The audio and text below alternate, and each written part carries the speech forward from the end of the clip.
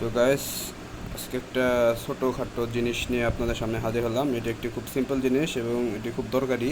এটি হচ্ছে মূলত একটি ইলেকট্রিক্যাল ইন্ডিকেটর, যা আমরা যেমন বিভিন্ন ধরনের মাল্টিপ্লাগ ইউজ করি, এগুলোতে যে বাতিটি জ্বলে এটি কিন্তু সেটি। আমি যে মাল্টিপ্লাগ বানাচ্ছি এটিতে একটা ইন্ডিকেটর দরকার, যার কারণে এটি বানানো খুবই সহজ। আপনাদেরকে বলে দিই যে কোন কম্পোনেন্ট কোথায় কীভাবে সংযোগ দিতে হবে। এটি হচ্ছে একটি রেড এলইডি।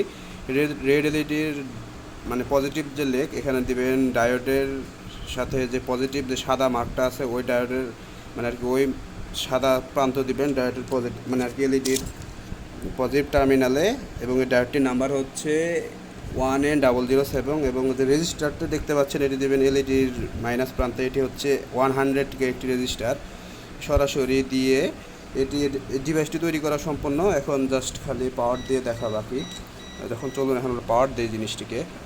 সো যে কোনো প্রান্তে আর কি একটা ডায়োডের সাথে এবং একটি রেজিস্টারের সাথে সংযোগ করে দিয়ে সরাসরি এখন জাস্ট ইলেকট্রিক্যাল লাগিয়ে দিয়ে দিবেন।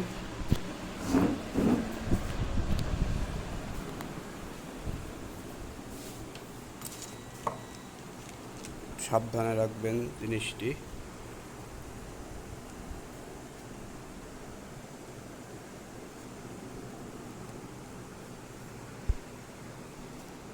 বাতিটি জ্বলছে।